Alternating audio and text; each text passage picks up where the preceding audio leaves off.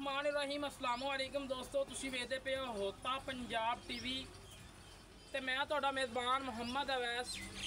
सब तो पहले अपने चैनल नूं करना है सबसक्राइब ते नाल ही बैल आइकॉन दी घंटी दबाना है ताकि अच्छी और लेटेस्ट वीडियो मेरे वीरां तक पहुँचती रहे और मेरे वीर भरा शौक पूरे करते रहन। अज वाली वीडियो मेरे वीरां भरावां नूं दसदा चलां तकरीबन 20 तो 25 दिन एंड महीना कढ़दी झोटी। बाकी मैं वीरां भरावां नूं करावांगा तसल्ली ते कूंज रंगी झोटी है और प्योर नीली ते दरियाए सतलुज दे कंढे दे उत्ते खड़ोते हैं। काफ़ी सफ़र करके गए हैं वीरां भरावां दे वास्ते। अज कमाल दा एक अंटीक पीस कढ़ के लैके आंदा है। वीरां भरावां नूं तसल्लियां करवावांगे, कोशिश करांगे कि वीरां भरावां नूं अंग अंग नज़र च चैक करवावांगे। बाकी हमेशा की तरह होता पंजाब टीवी की जीनत रोज़ाना की निस्बत अच्छी क्वालिटी अच्छी नस्लजात और प्योर नीली दियां झोटियां लगदियां ने। बाकी अज फिर मेरे वीर भरा शौक करन दे तसल्ली करन दे। मेरे वीरां भरावां ने पुट्ठा चैक करना झोटी का, गरीब दे वेड़ जिन्ना चौड़ा और खुड्डा चैक करना है। फुट चौड़ा खुड्डा है और बरीक कूंज रंगी झोटी है, बिल्कुल बरीक और बिल्कुल तीर सीधी और सिंगी मोड़ के काठा ही रखिए, कन छजा नंगे। और मैं वीरां भरावां नूं तसल्लियां करवावांगा, हमेशा तो तसल्लियां करवाइयां ने। एक हड्डी और कवा नहीं, सिंगी मोड़ के काठा ही रखिए, मत्थे दे सफैद फुल्ली बरीक जी बूथी।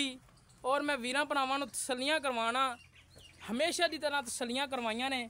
और माशाल्लाह खुर चेक करने ने घोड़े दे सुमा वांगू गोल और धुन्नी घोड़ी का कतरी निशान नहीं झोटी नूं। झोटी नूं रुग रुग दा ते मुठ मुठ दा थान है और लहदा लहदा लग्या। बाकी मैं वीरां भरावां नूं झोटी दे वट चेक करवावांगा। अल्लाह दे फजलो करम दे नाल जदों इन्हें तैयार होना है, थब्बियां दा आर्डर क्वालिटी बनाना और 13 तो 14 लीटर दुध तिकर इंशाल्लाह झोटी ने जाना है। बाकी मजीद जानवर नाल खड़ोते ने, घरेलू झोटी है, कोई व्यापार लैन च नहीं खड़ी। झोटी नूं फुट लम्मा कन्न है और चौड़ा बिल्कुल मेरे वीरां भरावां ने तसल्लियां करनियां ने।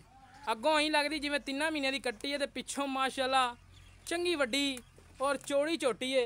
बाकी तसल्लियां करनियां ने मेरे वीरां भरावां ने और 3 फुट लंबी धौण मेरे वीरां भरावां ने तसल्लियां कर लैनियां ने। छड्ड के साजिए नूं गेड़ा दवाओ हाँ माड़ा जा। झोटी दे मेरे वीर भरा जेड़े समझण वाले होवन दे अल्लाह दे फजलो करम दे नाल 2 मिनट नहीं और 1 मिनट ही बड़ा उन्हां वास्ते।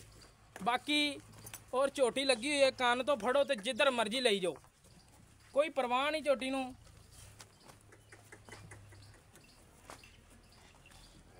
बाकी टुरदा फिरदा मेरे वीरां भरावां ने जानवर नूं तसल्ली कर लैनी है। इधर लिया वापस लिया।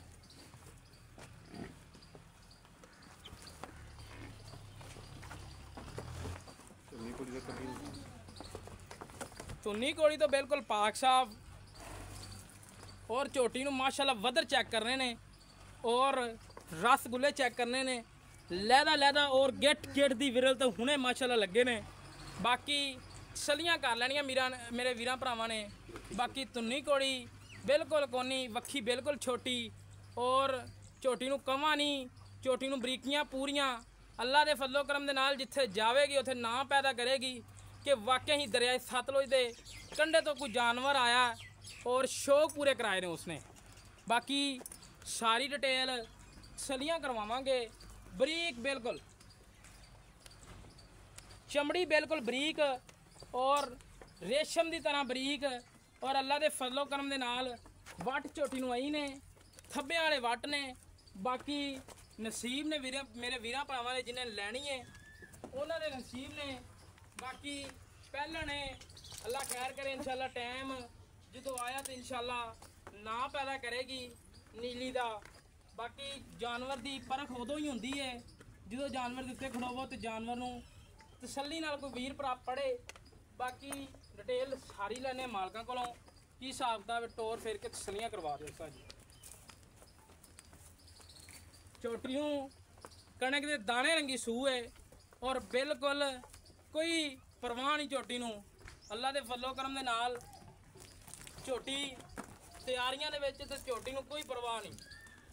हड्डां पैरां दी खुली झोटी और कोई नुक्स नहीं, कोई ऐब नहीं, कोई वाधा घाटा नहीं। सारा मेरे वीरां भरावां दे ਸਾਹਮਣੇ ਇਹ ਨਹੀਂ ਕਿ ਧੁੰਨੀ ਘੋੜੀ ਗਿੱਠ ਹੋਵੇ ਤੇ ਉੱਤੇ ਕਵਾਂ ਸਿਰ ਜੁੱਡਾ ਹੋਵੇ। ਬਾਕੀ ਇਹ ਕਿ ਉਹਦੇ ਤੇ ਕੈਮਰਾ ਹੀ ਨਾ ਲਾਈਏ, ਐਵੇਂ ਨਹੀਂ ਹੁੰਦੇ ਕੰਮ ਹੁੰਦੇ ਨੇ ਜਾਨਵਰ ਨੂੰ ਤਸੱਲੀ ਨਾਲ ਵਿਖਾਇਆ ਜਾਵੇ ਔਰ ਸ਼ੌਕ ਪੂਰੇ ਕਰਾਏ ਜਾਣ।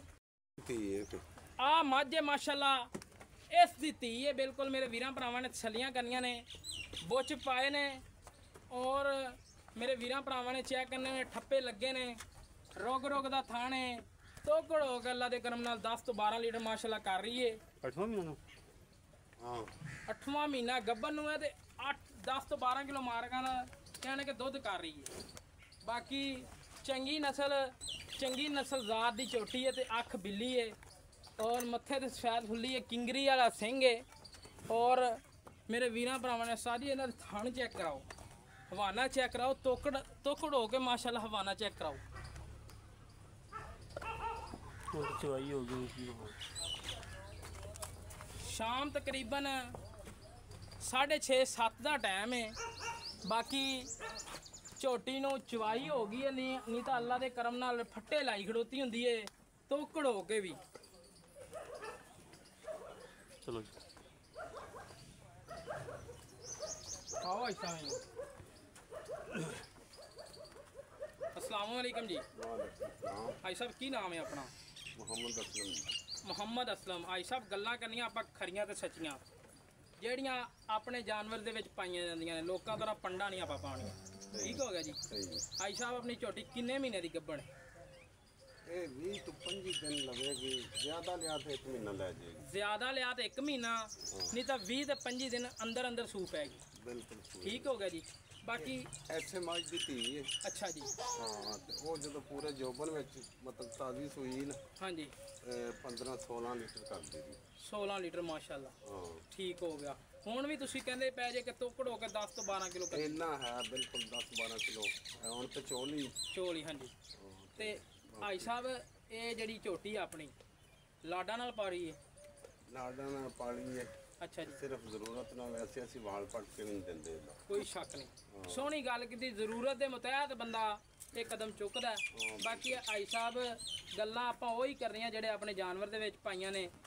1 ਮਹੀਨੇ ਦੇ ਅੰਦਰ ਸੂ ਪੈ ਗਈ। ਕੋਈ ਨੁਕਸ ਹੈ ਮੈਨੂੰ? ਕਿਸੇ ਕਿਸਮ ਦਾ ਨੁਕਸ ਹੈ? ਪਿੱਛਾ ਤਾਂ ਨਹੀਂ ਕੱਢਦੀ ਜੀ? ਨਾ ਕੋਈ ਵਾਧਾ ਘਾਟਾ ਕਮੀ ਪੇਸ਼ੀ ਜੀ? 19-20 ਹੋਵੇ ਤੇ ਭਾਈ ਸਾਹਿਬ ਹੁਣ ਨਾ ਪੱਕਾ ਜਿਹਾ ਮੁੱਲ ਕਰਨਾ ਜਿਹੜਾ ਆਪਾਂ ਵੀਰਾਂ ਭਰਾਵਾਂ ਨੂੰ ਹਾਂ ਨਾਲ ਹੀ ਗੱਲ ਕਰੀਏ ਤੇ ਮੇਰੇ ਵੀਰ ਭਰਾ ਪਹਿਲੀ ਨਜ਼ਰ ਵੇਖ ਕੇ ਝੋਟੀ ਚੱਕ ਲੈਣ।